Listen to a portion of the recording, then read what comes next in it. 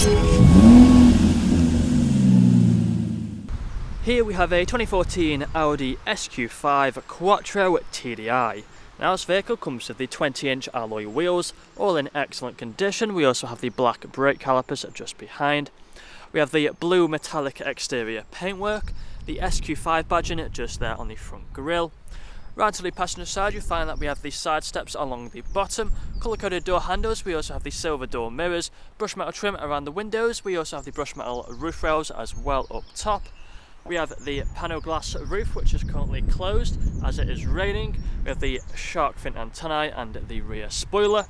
We also have front and rear parking sensors with a visual display inside.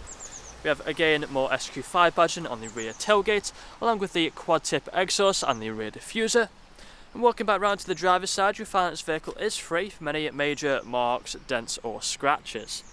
So if you take a look at the interior, coming into the back first, you find we have the full leather interior. We have the foldable armrest in the centre, fixed ISO points as well. We have the vents just there for the rear passengers, electric windows on the doors. If we take a look at the front again, the full leather interior. We have the SQ5 logo just there as well. And there is a look at them two front seats, electrically adjustable as you can see. Electric mirrors and electric windows. We have the auto lights just down there. A multifunctional steering wheel which has paddle shifters on either side. We have the speed limiter and the cruise control just down here. We also have a digital screen in the centre of the dashboard. We have the main infotainment screen as well just there, which has lights of the sat-nav. We also have the DAB radio, Bluetooth phone connectivity, a range of media and much more.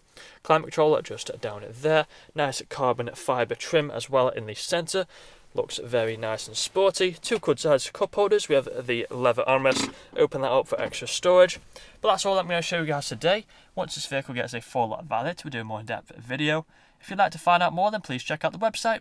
Thank you for watching.